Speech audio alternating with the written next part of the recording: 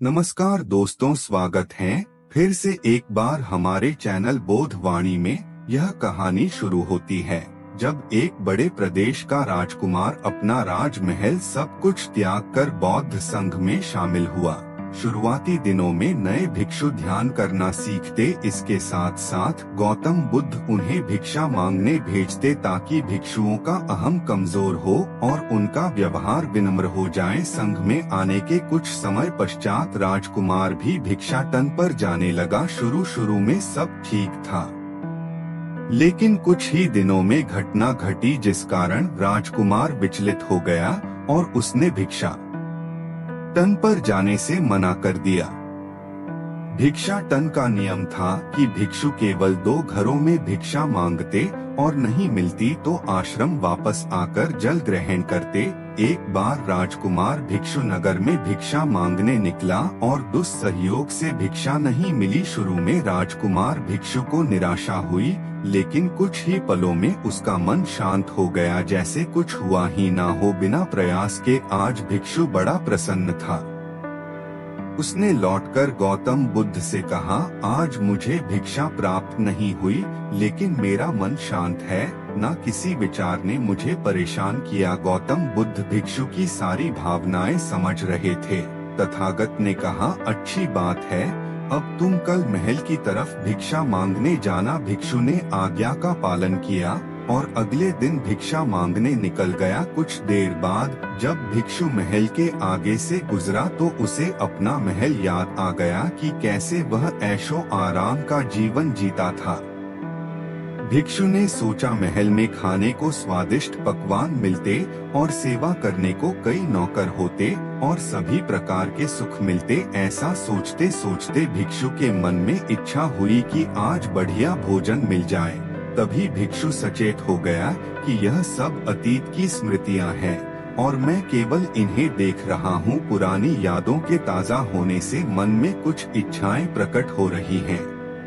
यह भी मैं केवल देख रहा हूँ। अगर मैं इन शारीरिक इच्छाओं को पूरी करने की लालसा रखूं तो मैं मन की शांत और यह जागृत अवस्था खो दूंगा। भिक्षु ने महसूस किया कि जब जब हम स्वयं को 2 कदम आगे ले जाते हैं, चेतना का स्तर ऊपर उठाते हैं, तब मन इस प्रकार के खेल खेलता है। जब हम मन को शांत करने लगते हैं तब मन हमें बेचैन करने की पूरी कोशिश करता है।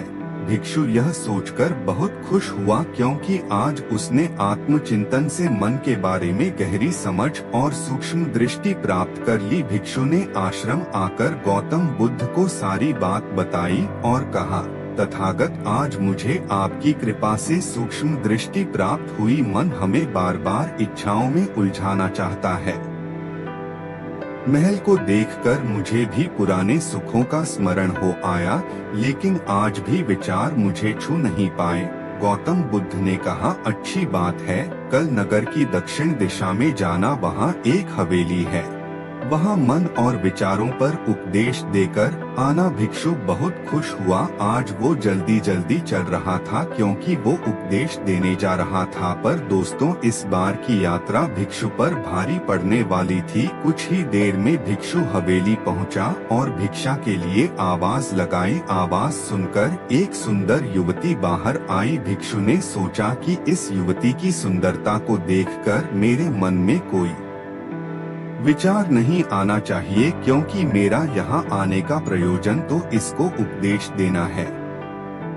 युवती ने भिक्षु को प्रणाम किया और कहा, आइए पहले भोजन ग्रहण कीजिए। भिक्षु ने भोजन किया, फिर सोचा कि उपदेश देने से पहले थोड़ा आराम कर लेता तो अच्छा होता। भिक्षु यह सब सोच ही रहा था। इसी बीच युवती ने कहा, श्रीमान, आपने अभी अभी अन्न ग्रहण किया है, अब थोड़ा आराम कर लीजिए, फिर उपदेश शुरू करना। यह सुनते ही भिक्षु सतर्क हो गया। जो योजना वह मन में बना रहा था, यह महिला वह सब बिन बताए करती जा रही थी। भिक्षु ने सोचा, यह सब संयोग है, यहाँ लोग भोजन के बाद आराम करते होंगे। फिर भिक्षु आराम करने लेट गया और विचार करने लगा कि महिला कितनी समझदार है और इसकी सुंदरता बेजोड़ है। अगर मैं राजकुमार होता तो ऐसी ही स्त्री के साथ विवाह करता। भिक्षु के मन में ऐसे ही कुछ विचार चल रहे थे। इतने में युवती फिर से आई और बोली, अगर आप राजकुमार होते तो मुझे उपदेश कैसे रते? भिक्षु जी, आप तो मुझे उपदेश देने आए थे ना। युवती का इतना कहते ही भिक्षु को स्पष्ट हो गया कि युवती तो मन पढ़ सकती है। भिक्षु घबरा गया और हाथ जोड़कर पूछा, क्या आप मेरा मन पढ़ सकती हैं? युवती ने कहा, क्षमा कीजिए, ध्यान करते करते मेरा मन शांत हो गया है, इसलिए बड़ी आसानी से मुझे दूसरों के विचार अपने आप महसूस हो जाते हैं, उनकी भावनाएं समझ आ जाती हैं। जब भिक्षु ने सुना तो उसके पैरों तले जमीन सरक गई। फिर बिना कुछ बोले भिक्षु तत्काल आश्रम की ओर चल पड़ा। रास्ते में चलते हुए भिक्षु का दिमाग फटा जा रहा था, उसकी बेचैनी बढ़ गई थी। भिक्षु खुद को कोसने लगा कि मेरे मन में युवती के लिए ऐसे विचार क्यों आ रहे थे। उसने मेरे बारे में क्या सोचा होगा? अगर यह बात लोगों को पता चलेगी तो लोग भिक्षुओं और संघ के बारे में क्या सोचेंगे? आज भिक्षु बहुत लज्जत महसूस कर रहा था और वह थोड़ी ही देर में आश्रम पहुंच गया। जब भिक्षु गौतम बुद्ध के सामने पहुंचा तो तथागत ने देखा कि उसके चेहरे की रौनक जा चुकी है, दोनों कंधे झुके हुए थे। भिक्षु ने बुद्ध से कहा, अब मैं कभी भिक्षा के लिए नहीं जाऊंगा। तथागत ने कहा, पहले आराम से बैठो, फिर मुझे बताओ कि तुम्हारी चाल में इतनी थकान क्यों है? आज तुम्हारे चेहरे पर तेज की जगह गलानी की भावना क्यों है? भिक्षु ने सारी बात बताई और कहा, मैं सब कुछ जानते हुए भी महिला की सुंदरता के बारे में और अन्य चीजों के बारे में सोच रहा था। मैं मन से पूरी तरह हार गया, अब मैं कभी उस दिशा में नहीं जा पाऊंगा। मैंने बौद्ध संघ का भारी अपमान किया है। गौतम बुद्ध ने कहा, सबसे पहली बात, परेशानी को बढ़ा चढ़ाकर मत सोचो। अगर कुछ बुरा हो जाए तो एकदम से यह मत सोचो कि सब खत्म हो गया। बिना सोचे निष्कर्ष पर मत जाओ। दूसरी बात, ध्यान दो कि कहीं तुम नकारात्मक विचारों के साथ अतिशयोक्ति करने वाले शब्दों का प्रयोग तो नहीं कर रहे। जैसे मैं हमेशा हारता हूँ, जीवन में कुछ नहीं बचा, मैं मन से पूरी तरह हार गया, मेरे साथ कोई नहीं है। क्योंकि ऐसा करने से मन अति भावुक और विचलित हो जाता है और नकारात्मक विचारों के चक्र में फंसा रहता है। तथागत के शब्दों से राजकुमार भिक्षु के मन को सांत्वना मिली। भिक्षु ने पूछा, अगर मैंने अपने मन को जीत लिया था तो फिर मन ने मुझे परेशान क्यों किया? गौतम बुद्ध ने कहा, सबसे पहले यह समझो कि विचार पैदा कैसे होते हैं। पहले बाहर कुछ हुआ, फिर उस घटना के प्रति अंतर्मन ने प्रतिक्रिया की, इस कारण शरीर में भावना या सनसनी पैदा हुई। फिर इस सेंसेशन या फीलिंग के प्रति तुम्हारे सचेत मन ने यानी कॉन्शियस माइंड ने प्रतिक्रिया की। इस आखिरी स्टेप को हम विचार कहते हैं। भिक्षु ने पूछा, हमको परेशान करने की विचारों में इतनी शक्ति आती कहाँ से है? गौतम बुद्ध कहते हैं कि हम खुद विचारों को यह शक्ति प्रदान करते हैं। जब आप जजमेंट और सही गलत के टैग लगाकर विचारों को देखते हो तो उनके प्रति रिएक्ट करने लगते हो। एक विचार के साथ अन्य विचार भी सोचने लगते हो। जब तक आप खुद को जज करोगे तब तक मन आपको नीचा दिखाकर हावी होता रहेगा। भिक्षु ने पूछा, फिर मन शांत कैसे होगा? गौतम बुद्ध ने कहा, अगर विचार है तो शरीर में भावना भी महसूस हो रही है, क्योंकि हर विचार भावना के साथ प्रकट होता है। अगर आप अश्लील विचार महसूस कर रहे हो तो इसका मतलब है कि शरीर में एक भावना यानी सेंसेशंस भी महसूस हो रहे हैं और फिर आप उसके बारे में सोच रहे हो या रिएक्ट कर रहे हो।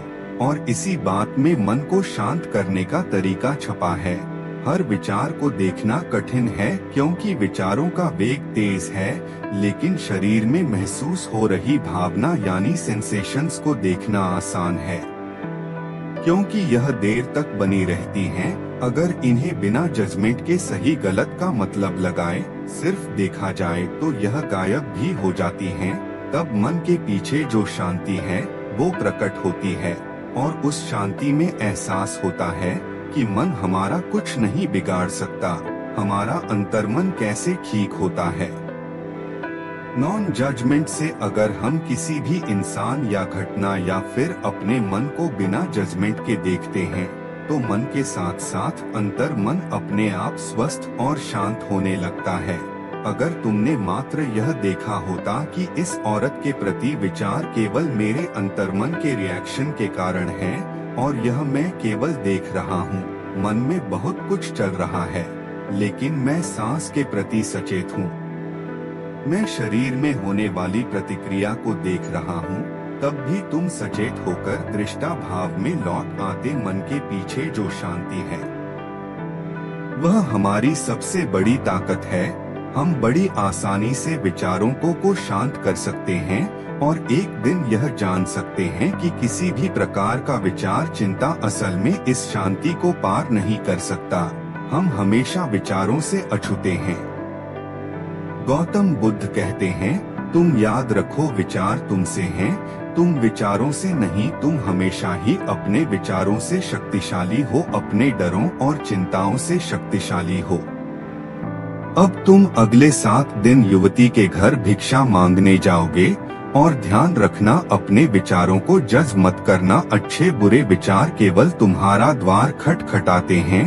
तुम केवल इतना याद रखना कि तुम वह शांति हो जिसमें सब प्रकट हो रहा है। अगले दिन भिक्षु पूरे मार्ग जागृत होकर चला। महिला के घर जाने से पहले थोड़ी घबराहट हुई, लेकिन भिक्षु दृष्टा भाव में बना रहा, विचारों को, शरीर में उठ रही भावनाओं को, डरों को, गिल्ट को, सबको बस देखता रहा।